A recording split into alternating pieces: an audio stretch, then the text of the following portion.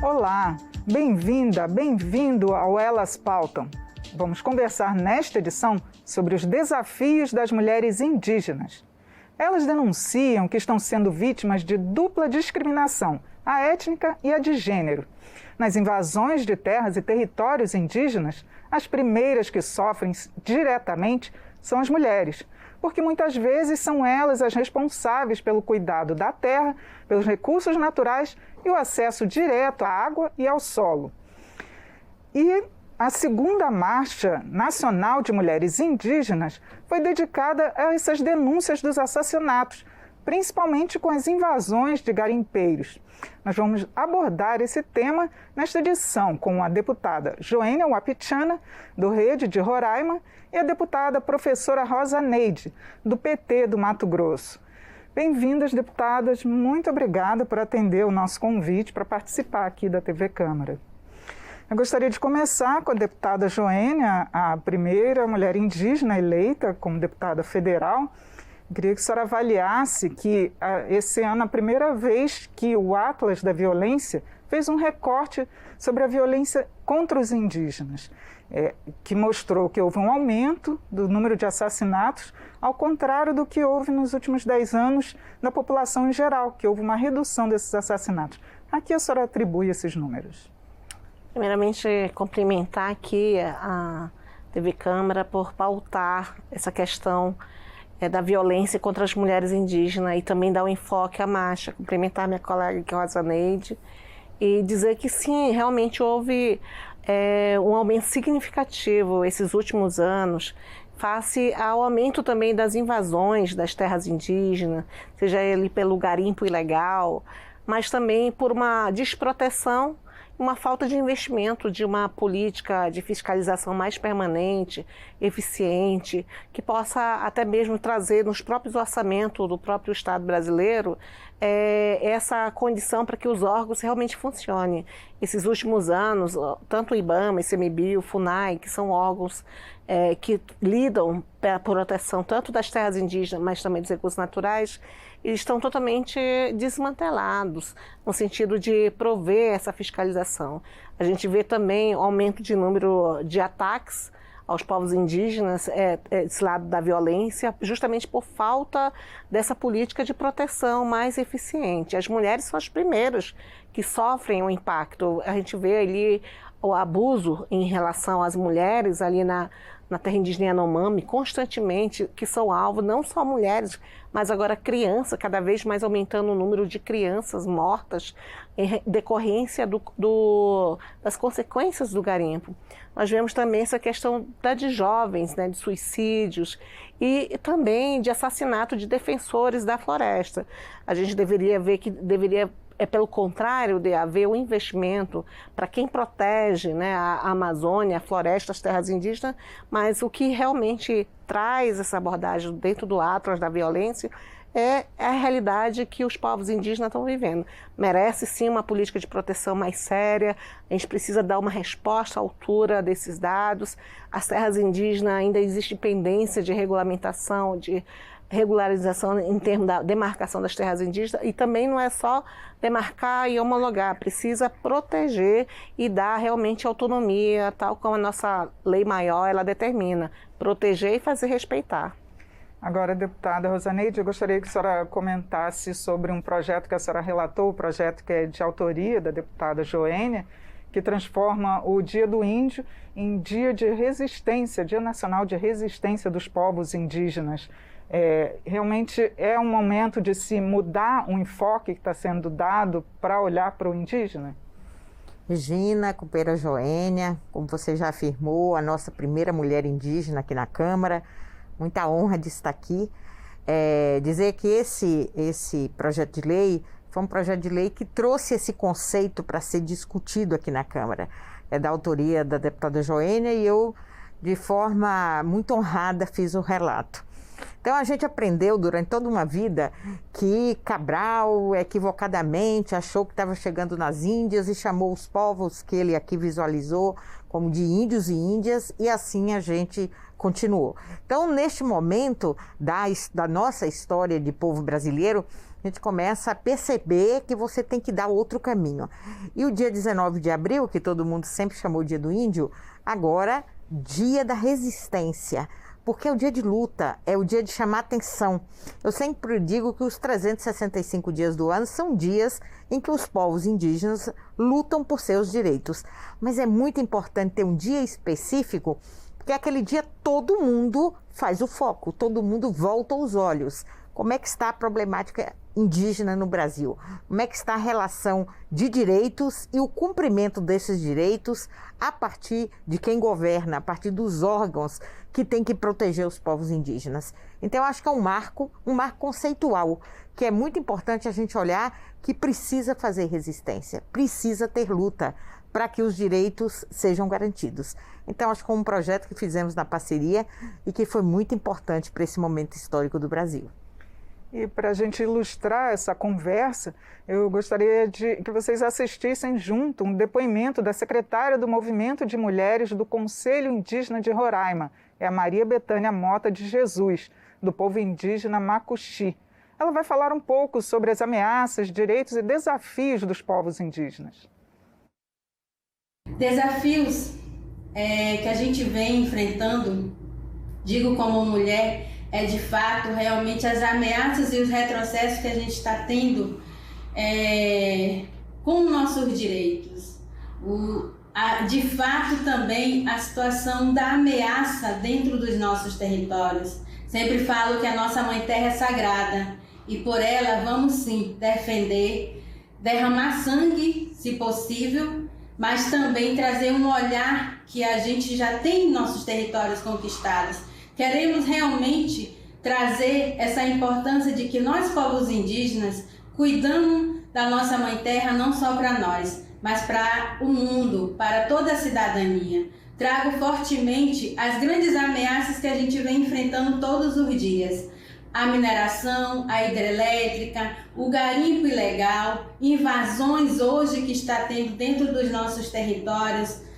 E isso não está sendo fácil para nós, principalmente para nós mulheres também, de ver de perto todas as invasões ocorrendo dentro dos nossos territórios. Coisas que a gente não queria ver jamais. Ameaças dentro dos nossos territórios, ameaças contra nossas crianças indígenas, contra as mulheres, contra nossas lideranças, tuxalas, anciãs. Isso está vindo fortemente. Trago que precisamos sim ser ouvidos. Bom, deputada Joênia, com base nesse depoimento, eu queria que a senhora também avaliasse que políticas públicas, de que forma que o Congresso pode pressionar o governo para que esses problemas com os garimpeiros nessas terras indígenas seja pelo menos reduzido. Primeiramente, cumprir a nossa própria legislação. Hoje não tem uma legislação que autorize garimpo em terras indígenas nem mineração. Isso tem uma previsão constitucional, mas o garimpo ela não é prevista. Então, se combater o crime, ele hoje é um crime que está organizado, ou seja, existe uma nova tecnologia que mantém o garimpo em funcionamento. Não é aquele homem simples que busca ganhar o pão de cada dia, mas sim grandes empresários, alguém que tem um poder econômico para bancar toda essa estrutura. A semana, acho que foi no mês de outubro de 2021, foram apreendidas mais de 60 aeronaves. Então, aeronaves comerciais. O relatório da própria Polícia Federal, quando esteve presente na Comissão de Direitos Humanos, falou bem claro que se trata de um crime organizado a ser combatido, não esporadicamente numa operação ou outra, mas precisa manter uma fiscalização permanente, combater como qualquer outro crime que existe aí. Os povos indígenas têm sua cidadania, precisam ser garantidos. Outra é repensar nessa forma de exploração de recursos naturais. A gente já tem o exemplo, Mariana, Brumadinho, que da ineficiência de uma fiscalização em mineração. a gente vê que não funciona essa fiscalização. Teve um desastre ambiental, vidas se perderam, e isso fora de terras indígenas. Agora imagina acontecer isso onde existem seres humanos que dependem do meio ambiente para sobreviver, tanto físico, mas culturalmente. Seria um desastre sem dimensão. Então, assim, repensar até mesmo nessa previsão constitucional de permitir mineração em terras indígenas. Mas sim, se a gente tem todo o amparo que justifique um direito originário, o usufruto exclusivo, repensar de não permitir. Eu acredito que há ainda uma evolução ainda nesse tipo de pensamento e achar que mineração vai ser a solução para a economia do país, que não vai ser, porque vai prejudicar tanto o nosso meio ambiente, que está sendo contaminado, as águas por mercúrio, e agora está afetando a saúde de mulheres, crianças, que já estão aparecendo com sintomas de doença devido ao mercúrio que tem se lançado nos rios e que são utilizados pelas próprias comunidades. Então, seria uma crueldade pensar nesse momento em qualquer regulamentação nesse sentido da mineração. Eu acredito que o Congresso ele tem toda a capacidade de repensar essa forma de previsão legal e proteger os primeiros, digamos assim, os primeiros habitantes aqui do país, os originários, que deveriam ser bem valorizados, não simplesmente no dia 19 de abril, né, que se comemora o Dia dos Povos Indígenas, mas repensar na grande riqueza que nós temos, tanto os povos indígenas como a riqueza da diversidade, mas também os territórios que protejam. Hoje, os dados que são apontados, as terras indígenas são os que mais são protegidas, tanto do ponto de vista da biodiversidade, mas também como estratégia de enfrentamento a essa crise climática que o mundo vive. Então é necessário repensar o que nós queremos proteger mesmo, ou nós queremos ver o Brasil somente contar os povos indígenas no livro de história, porque se acontecer e continuar esse pensamento de querer regulamentar garimpo em terras indígenas ou achar que a falta uma solução para essas invasões garimpeiras é regulamentar a ilegalidade, é você cometer o crime de genocídio contra o povo primeiro habitante aqui desse país. Sim, deputada, professora Rosaneide, eu queria que a senhora avaliasse também do ponto de vista educacional, porque as mulheres indígenas, elas, por tradição e cultura, elas geralmente estão associadas ao cultivo da terra, mas as lideranças acabam ficando sempre com os homens. Desse ponto de vista, as mulheres não estão sofrendo mais ainda, até mesmo por conta da cultura? Regina, nós temos uma grande diversidade no Brasil. Os povos, né, são diferentes. Aqui nós temos uma grande líder indígena, deputada Joênia, que é uma mulher. Então, eu no estado de Mato Grosso, eu pude acompanhar muito, fui secretária de Estado, e acompanhar muito a educação. Uma coisa que me sensibiliza muito é perceber que quando você chega numa aldeia, o primeiro desejo é a escola.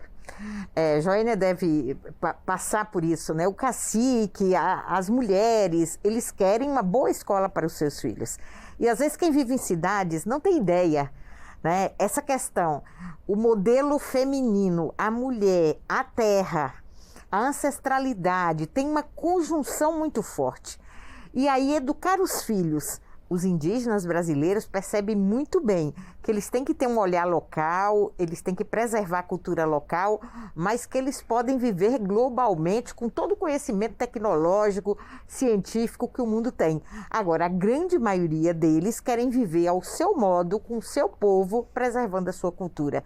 E nesse sentido, a educação brasileira, e é uma luta para que a educação diferenciada, a educação dos povos indígenas seja garantida.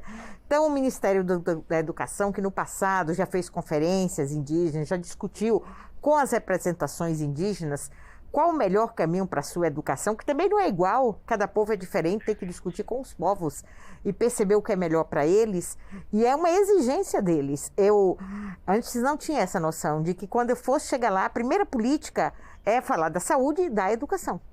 Então, dá a impressão que as pessoas, que o indígena não quer tecnologia, as crianças amam informática, amam a tecnologia à disposição de todos amam, mas as crianças, como em qualquer lugar do mundo, elas estão ali disponíveis para usar a tecnologia.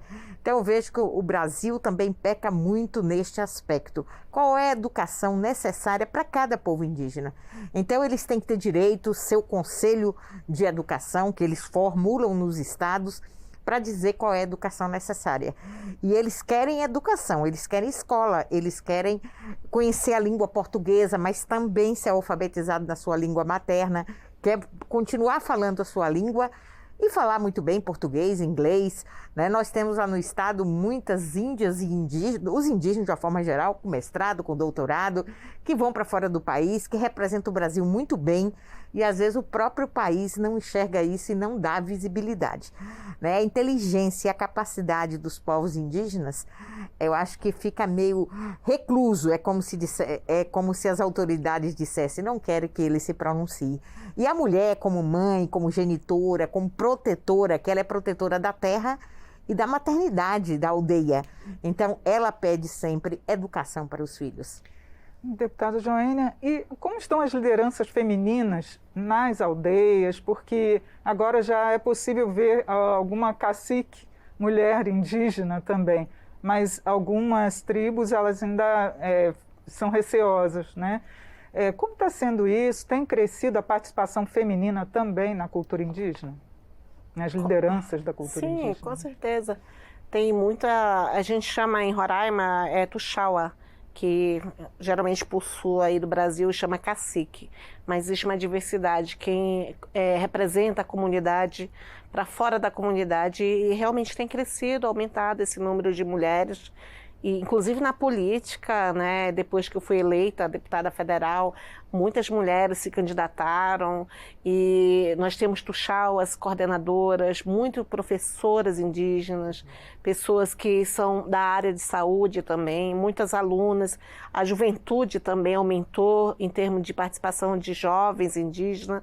Inclusive, recentemente na COP26, o primeiro discurso para a abertura da COP foi de uma mulher, uma jovem indígena, Tixá e Suruí, que, como a professora Rosaneide falou, com bastante propriedade, conhecimento e até inglês, né, teve seu discurso amplamente divulgado. Então, nós estamos vendo que as mulheres estão mais empoderadas a partir também da própria informação dos seus direitos, do seu potencial, da sua qualificação. Eu sempre tenho falado que nós estamos preparadas, sim, para assumir qualquer cargo, qualquer representatividade. O que nos falta, muitas vezes, é oportunidade, incentivo, investimento para que as mulheres indígenas comecem a aparecer. Mas é preciso ainda muito caminho pela frente, que ainda somos invisibilizadas em termos de dados. Hoje não tem dados de quantas mulheres estão sofrendo violência. Não tem, por exemplo, dentro do próprio sistema brasileiro, né, questões de políticas específicas que combatam a violência dentro, porque muitas vezes você pensa numa casa da mulher, mas só que na área indígena é uma outra realidade, né? Se você pensa em um formato de um acesso a uma questão específica da saúde, a gente precisa ter um atendimento na comunidade. Então, assim, é preciso ainda verificar que precisa de uma política específica para tanto dar essa visibilidade, mas também para atender política específica para as mulheres, para elas continuarem ainda nesta liderança. Deputada, professora Rosaneide, e sobre a saúde, que as duas estão lembrando, né? Como que foi nesse período da pandemia? Foi possível que elas fossem realmente cuidadas? As indígenas estão sendo vacinadas adequadamente, toda a população? Eu e Joênia também tivemos alegria, apresentei um projeto de lei, ela foi a relatora, que a gente garantiu muitos direitos e a gente continua lutando para que esses direitos, né, que foram garantidos em lei, inicialmente o governo praticamente vetou tudo, mas o Congresso derrubou o veto.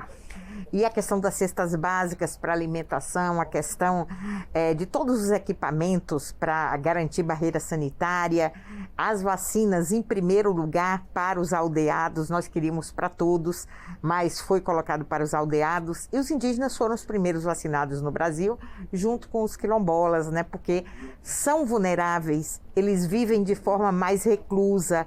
E se eles não tivessem vacinados, a gente teve populações que perderam fortemente os seus representantes, né? Nós perdemos autoridades e líderes indígenas mais idosos, né, que são preciosidades nas aldeias. O idoso é muito respeitado na aldeia por tudo que ele acumula, né? A sabedoria do povo idoso.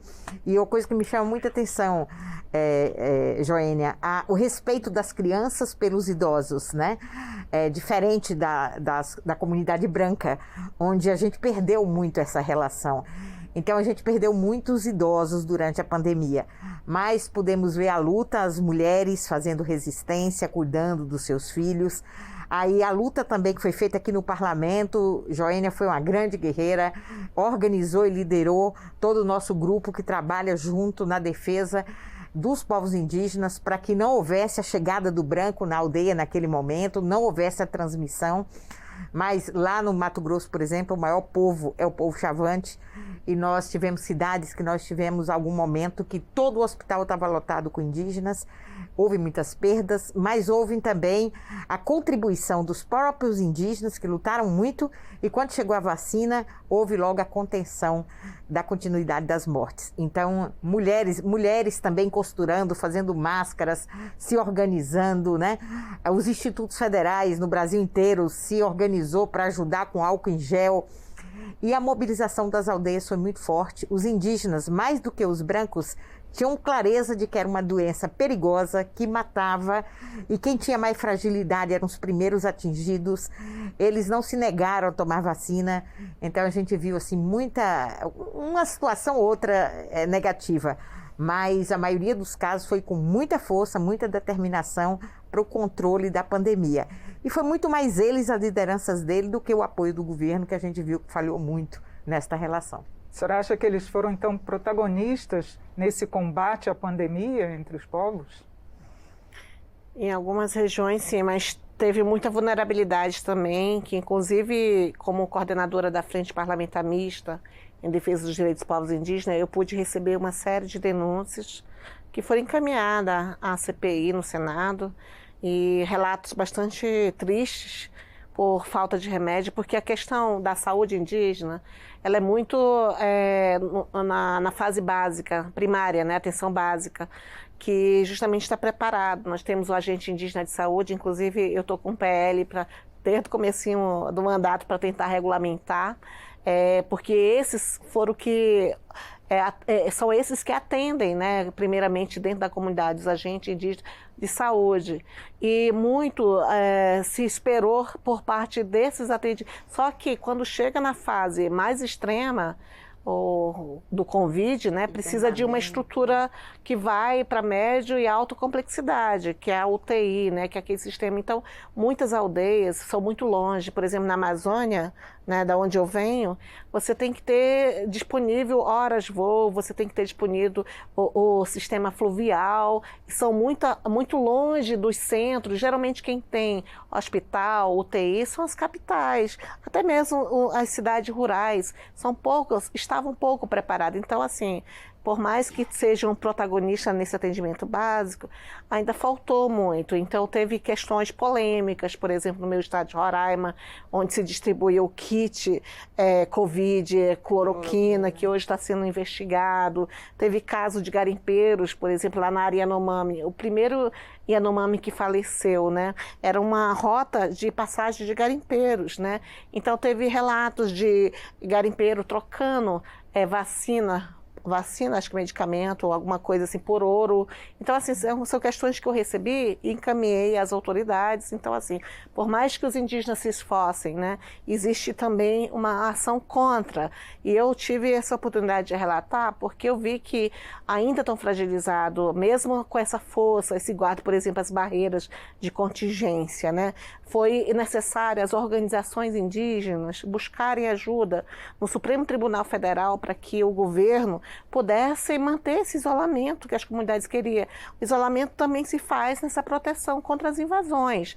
E aí a gente vê que pessoas que no momento que se está mais fragilizado, que busca conter, né, aglomeração, e terceiro, porque a comunidade vive de forma coletiva.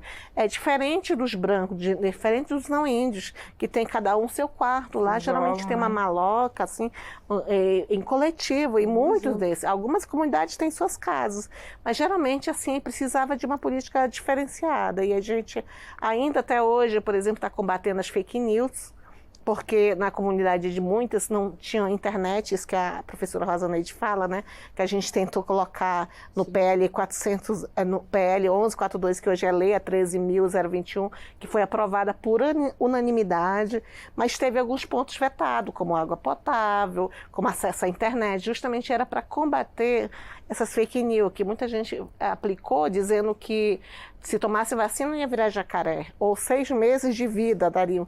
Então, até hoje eu ainda tenho que combater esse tipo de desinformação, né? Então, assim, essa luta do dia a dia, os indígenas, os povos indígenas têm, mas é preciso também fazer uma conexão, o que está em volta das terras indígenas, o que fragiliza nesse momento, que é tão vulnerável, que é o momento da pandemia. Bom, deputadas, muito obrigada pela participação, a contribuição das senhoras aqui para discutir esse tema, levar adiante, porque muitas denúncias chegam até as senhoras, né? E que a gente aqui está justamente para divulgar esse trabalho que é feito aqui no Congresso, né? Agradeço muito a participação. A gente que agradece, Regina. Eu estou muito feliz, Regina, e dizer assim, meu abraço a todas as mulheres indígenas deste país, né? Que são exemplos de mãe, que não soltam os filhos, que carregam junto, que vão em reuniões, encontros, né, Joênia? Ninguém solta seus filhos da mão. Então, mãe indígena é um grande exemplo para o Brasil e nós devemos aprender muito com elas.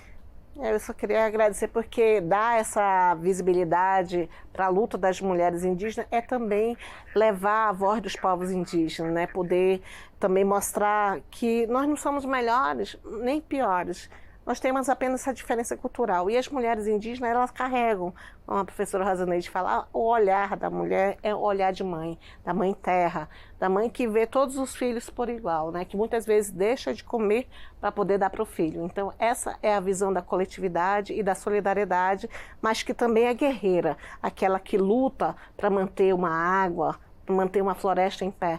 Isso é importante reconhecer a importância das mulheres nesse mundo que eu acho que é preciso mudar essa concepção em relacionado ao que os povos indígenas têm feito aqui no Brasil e ainda podem fazer muito mais para combater essa crise econômica, climática e de direitos humanos. Ok, eu conversei sobre os desafios das mulheres indígenas com a deputada Joênia Wapichana, da Rede de Roraima, e a deputada professora Rosaneide, do PT de Mato Grosso. Você também pode acompanhar o Elas Pautam pelo YouTube da TV Câmara ou pelo podcast da Rádio Câmara. Eu sou Regina Assunção, agradeço a sua audiência. Até a próxima.